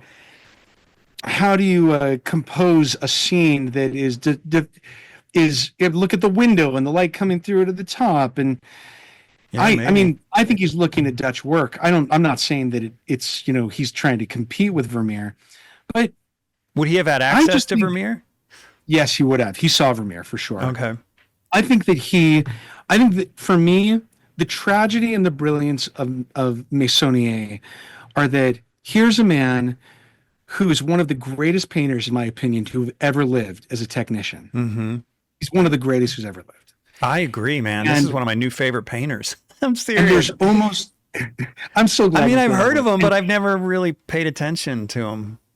And there's a complete misalignment between his skill level and what is valued in his day. Yeah. What's valued in his day is large scale history paintings that are supposed to be timeless in their subject matter, moral in their themes, patriotic in a way that draws lessons, and people buy his paintings, and he's considered a commercial artist because the private market loves it, but his peers and the critics dismiss him as a lightweight. How interesting is that? So the guy that sells originals as a fine art, in the way we consider fine art to private collectors, is a commercial artist in his day, and the guy working for a corporation to put a mural on the ceiling of a theater is one way of saying they're not commercial artists. Like it's totally. I mean, it's almost. I think in a way, it's almost like saying the difference between people doing art films, people doing blockbusters, and people doing popular television. So it's almost like they dismissed him as being a lightweight television producer and writer, and they're doing really serious art films. Yeah, I could see that. Yeah. That aren't making money, and they're almost saying, "Oh, what you're doing, it's like, How I Met Your Mother is what you're doing. You're doing these canned television shows, and I'm doing very serious art pieces because I'm doing a low budget film that's talking about drug use in the 80s or something like that, right? Mm-hmm. And they talk about a kind of moral superiority of what they're doing. And for me, what gets lost in the whole argument is he's the kind of person who you can tell he worries about the technical execution is unrivaled in what he's doing. And it's so poetic. It's to me, I'm glad you brought up Bouguereau. Bouguereau is worried about a lot of the same technical issues that Meissonier is. But there's a love and a poetry in Meissonier that I gravitate towards. That figure writing at the desk, to me, is more interesting than Napoleon going through a winter field. I don't know, man. This painting is pretty remarkable. That's a pretty unbelievable scene. I don't know. It's I unbelievable. disagree with you on that one. I am drooling over this thing. I've got another Meissonier that I own. Okay, we need to get in the comments. This is an interesting thing to comment on. Who do you guys agree with, me or Micah? This is a small oil of Meissonier of a group of horses. Oh, wait, let me flip the screen here. This episode is brought to you in part by Rosemary Brushes. If you're one of my listeners who's a professional artist, you're already using Rosemary Brushes. But for the rest of you, come on. Take your work a little more seriously. Stop buying the other brands. It's just not worth it. Every now and then you may get lucky and buy a good brush from another brand, but use the brand that professionals like myself are using. Go to rosemaryandco.com, link in the description or the show notes, and get yourself some quality brushes before your next painting. Hold on. Now, let me see if I can get it to you. Here we go. Come on, I got to get it the right light. You got two of them? Yep, so this is a small Meissonier. Look at how complicated that is, right? I can't believe you have two of them.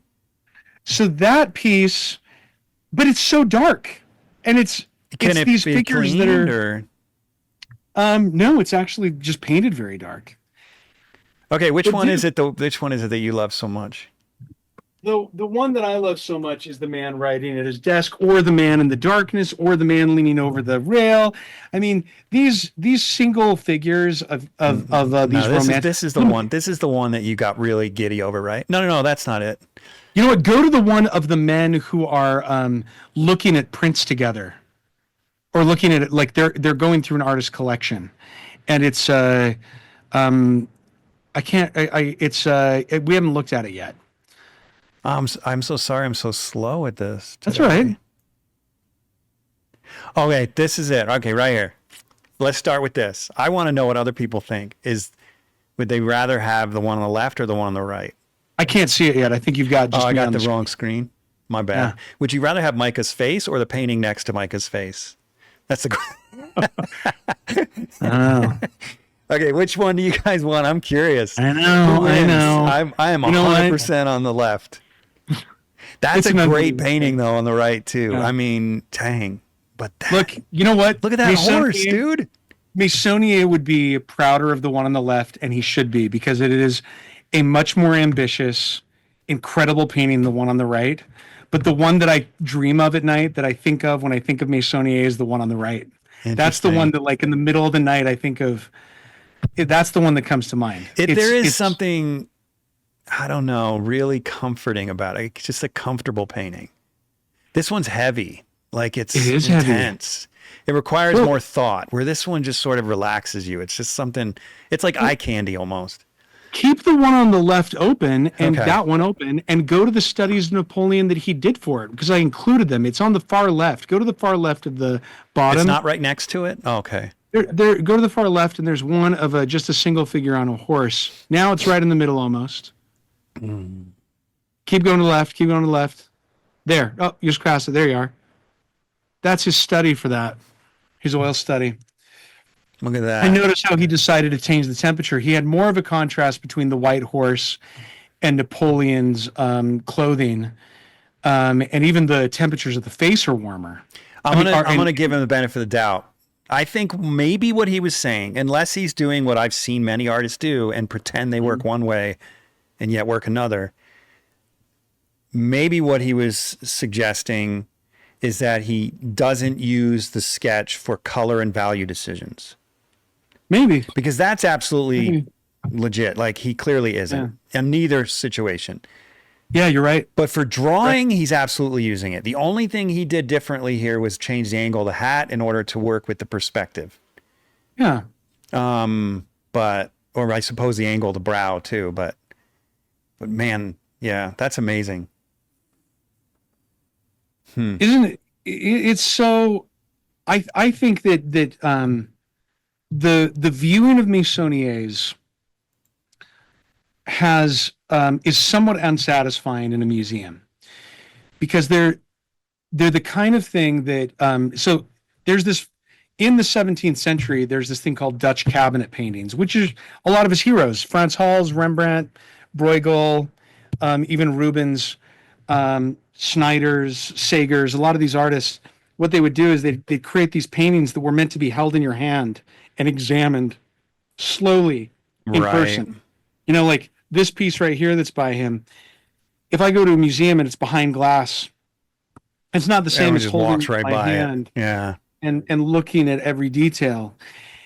And there's nothing more rewarding in a way. And I think this podcast and the way that we've been looking at these images actually is better for Meissonier than what people usually experience with Meissonier, because we're able to look at him with great detail. We're able to zoom in on him. We're able to, kind of look at these details that he would, probably spend hours and hours and hours on, that if you're just walking in a museum that's got 40 or 50 paintings on a wall, and most of them are bigger than a Meissonier, you're not going to stop and look for a long time at the Meissonier the way they deserve to be looked at. Yeah. And there's almost nothing as rewarding as a Meissonier in person, and holding him up. And you see at the end of his life this struggle, that he feels like he wasn't taken seriously, and he was right. His contemporaries that were his main rivals were Jerome, was probably his biggest rival, and Jerome ends up doing he becomes an official teacher in the academy, and he becomes kind of a tastemaker that way, and he does larger scale works than Meissonier does. And he does a few mural projects, but Jerome is remembered through his students as being a huge influence. And Meissonier, who works largely in isolation and who never really is allowed to do a large mural work. He's kept down by his peers from challenging them by doing work like that.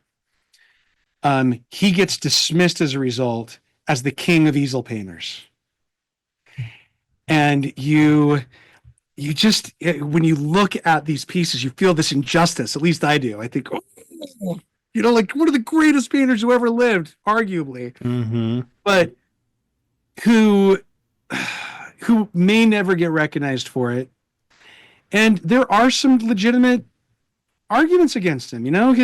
His works didn't change the world or the way that the French looked at themselves. He didn't come up with, there wasn't a huge moral to his works, arguably, that nobody looked at him and walked away with a huge moral lesson about Christ or Napoleon as a bad person or a good person. It was like he was almost like De La Roche's scene. He took these historical moments that were ambitious and made them so lifelike that they were almost not moral in their subject. They were observational. And by being observational, they lost some of that symbolic power that some people were after. And that maybe we look to in art. We look to that. We don't look to a technical genius like Meissonier and walk away with a real moral understanding. But I'll tell you, like, I look at his paintings, I want to look at him over and over and over again. I want to live with him. Because I just feel like he captures humanity. He captures beauty and life in a way that I feed off of, but I couldn't tell you what if I could almost write a novel about the man leaning over a building against that brick wall. I could almost write a novel about that. But I don't know if I could tell you anything moral about it. You know, I don't think it's an artist's job to speak about morality. I mean, I've done it in my own work, but not because it's my duty or my job, but because I wanted to in the moment, because I had something I wanted to say. But frankly, if we're good at painting, we don't have time to be experts in serious theological issues. Like, we just don't. I mean, it's hard enough to be a good painter. Yeah. And when I look at a painting like this, I don't know anything about what's happening right now. And I'm moved by it because he knows how to organize shapes and patterns in such a way that it just speaks to my soul. And that's what artists are doing. That's what an artist is supposed to do. They're supposed to just move you through the visual, not the moral, not the theological, not the sociological, not the societal crap, you know. It's like, leave that to somebody else. I think it's about making images with patterns and color and shape and texture and movement in a way that almost like magic moves the viewer. I really don't need to know anything about this, and I'm just like melted. Like, in that guy at the desk that you like so much. Well, go to the far left. Go to the far left and go to the man who's standing. He's kind of in the middle now, or close to the middle. Keep one more to the right. Oh, go back, right. It's the man right. One more to the right. No, other way. My bad. Do I not know my right from my left? That one. Okay. The one who's standing under the pillars. Yeah. Yeah, that one on the right. Yeah. It's so beautifully done. It's so beautiful. It doesn't have to mean anything. It's just beautiful. I mean, it is. Let's zoom. Can we zoom in on it just a little bit? Let me get rid of the other one. I want to show. Just look at how he controls highlights in this piece. I don't understand. I mean, buddy. How big is this one, you think? Look at the pillars. I think it's only about 8 inches high. I've seen little heads painted before, and there's just too much information or not enough information. It's so easy to screw these things up. He makes them look like life-size portraits. And look at the highlights on the pillar in the back. Go, like, zoom in by his head. Look immediately to the right. Yeah, right here. You and love this stuff. I look at that and I think, I do, because I just think, look, he's got all this perspective and work. That I he's know, worked and just bam. And look at how he's handled the shadows, and he just so good. And look at those values of the pillars and how abstracted the base of those pillars are. And to me, he's got good control of perspective too. Yeah, I even look at atelier artists. I don't know a single atelier artist who can do this to this level today, a single figure standing in physical space in front of pillars like this. You know, like, that's unbelievable. It's unbelievable. Look at the little red at the top of his boot, on his arm, the same kind of red that's in his ears, on his face. Like, it's just the shadow of his sword going across the pleat that's coming out. That's like, it's just, you look at this piece of poetry, this haiku of a painting, and he was pumping these out at maybe 20 or 30 a year, apparently, like this, in addition to working on the bigger pieces. Yeah.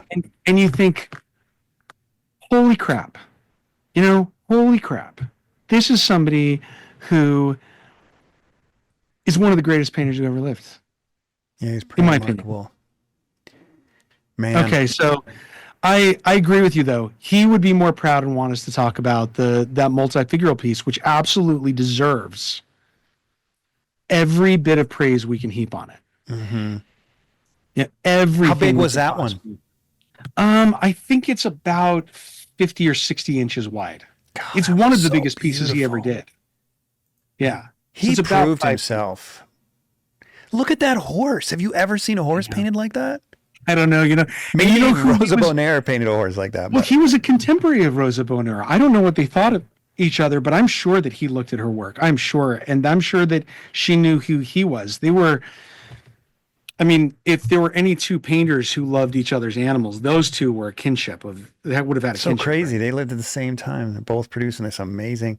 I can see Yeah. some similarities in the way they apply the paint, at least in his bigger work. Yeah. Huh. So, you know, this idea that we're going to be, we've tackled in other podcasts and we'll tackle it again and again of what is it that makes a great artist? You know, he in his day was dismissed for not being great because he didn't do murals and because he didn't focus on grand moralistic themes. You know, that's why I feel like hindsight is not 2020. Hindsight is arbitrary. That we raise up another artist instead of him, and we dismiss, because art history has largely become a history, in my opinion, of social science, of what an artist was trying to say about their time, and who and what influence they had culturally because of their artwork. It's not that it's not important, but he was every bit a product of the great skills of the French Academy. And he was absolutely a product of the highest values of what an artist was trying to achieve in his time on a technical basis, right? And artists admired him to the point that it drove them crazy that he was so good and that they weren't as good as he was. And they tried to make an arbitrary line between I'm good because of the scale I work in and the subjects I do, and you're not good because of the small scale you work in and the subjects of yours aren't as high-minded as mine. And I think that is why when we say, I started it off, the king of easel painters, insult and compliment at the same time, right? Yeah. Yeah. And they really use that phrase. Yeah, the king of easel painters. Man, the world will never change. People are meant people. it as an insult and a compliment. You know, People will always be people. Yeah, and just to go back to my original point, to be clear, I, as someone who paints the Bible, obviously consider moral issues in my paintings, although I'm illustrating moral issues that are already established in the Bible. But I just think that art is so much more than that. I think our jobs mostly are the visual. It's like dance. You don't need, the dancer doesn't need to spout off some moral message in the middle of a performance. You're moved by the movements and the grace. Yeah. And I think art should be at least have that. Yeah. There's a great line by Andy Warhol, and I'm not a huge Andy Warhol as an artist fan, but he was asked by somebody, what does their painting mean? Well, he said, well, if I was a journalist, I'd be writing about it, but I'm an artist. Wow. So I'd hate to admit I agree with Andy Warhol, but there it is. But it's that same idea that you know, I think there's so much in Meissonier, and I know that a lot of the people who listen to this podcast are already natural allies of the arguments we're making about him, right? Mm-hmm. But maybe they didn't really know all that he was dealing with and why he's been forgotten. And he really is the victim, not of modernism, but he's the victim of the academics who we would think would be his allies. Mm-hmm. You know, he's the victim of people who just thought he wasn't serious enough. And I think that even as I was doing this podcast, as I was preparing for it, I had a very hard time finding a lot of high resolution images of his hundreds of works. Wow. Because they're just, there aren't a lot of reproductions of his work in high resolution. The only a few of the big military scenes, a lot of the images in this are stuff that I personally took images of or called in favors to say, can I get a high resolution image of this? Okay. From somebody that I knew. I'm glad you brought that up because I want to, guys, obviously we're concluding here and I want to end on something here. I don't have your face here. I apologize. Right. But you see this. For all those who are watching, look at all the episodes we've had with Micah. And now Micah is doing this every single month. And I got to tell you, Micah, so to watch this, you go to the channel and then click on history, the playlist history. And I got to tell you, Micah, I have never enjoyed visiting museums more than I have now that we've had these episodes, because when I was at the university and we took a few art classes, it went in one ear out the other for the most part. I remember some stuff, but I went there and I remembered so much. I remember seeing Rubens. I'm like, we talked about Rubens. I remember seeing Sorolla. Obviously, I knew Sorolla. Raphael, I never really paid attention to Raphael. Saw the Raphaels. Like, I remember what we talked about. Anyway, anyone watching has got to catch up on these if you haven't seen all these. Because, thanks, Jeff. Dude, seriously, man. And I'd never even heard of Rosa Bonheur. And I was like enamored with that painting and thinking about everything I'd learned about Rosa Bonheur. You're giving a major service to the world. That's a gift, buddy, to know that you and other people appreciate it, because that's my stewardship.